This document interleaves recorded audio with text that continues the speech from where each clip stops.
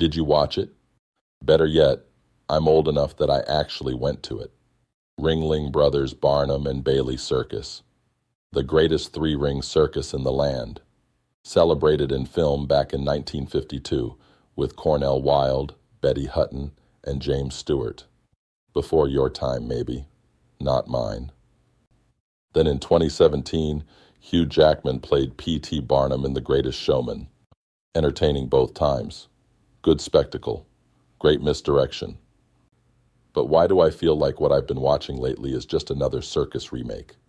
Only this time starring Emmett Kelly, the sad clown, sweeping up the spotlight after everyone else has gone home.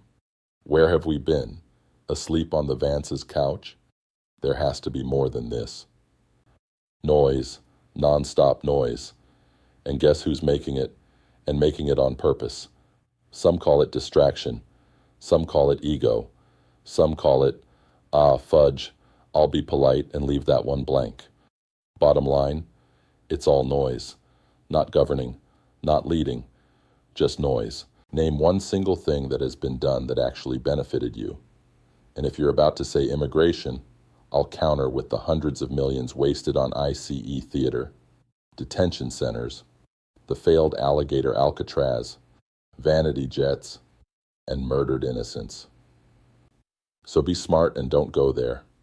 It's time for the circus to fold its tents, load the wagons, remove the fake freak's makeup, and leave town. And on the way out, put the stolen assets back in the treasury where they belong.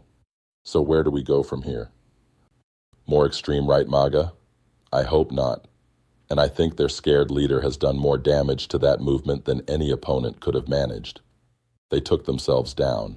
Looking at party labels right now would be a mistake. The midterms should put Democrats in power, and hopefully they'll be wise enough to clean out the obvious corruption while doing a little honest housekeeping on their own side as well. Nobody's hands are entirely clean, and the ones who pretend otherwise are lying to your face. So, let's look at people, not parties. I started this piece about the circus on purpose. Because who's popping up as the early favorite for 2028? Who looks good? Maybe a little too good. Maybe a little too camera-ready, too well-spoken, too perfectly lit for every occasion. Could be that's exactly what we need right now to get people's attention again after 4 years of this. But is a pretty face ultimately who we want as commander-in-chief? And who has he alluded to as his second-in-command? I'm going to keep harping on that angle because I want to know the backup plan. I want to know from day one, or at absolute minimum, day two. Then there's Harris. Has she gotten past being Biden's second?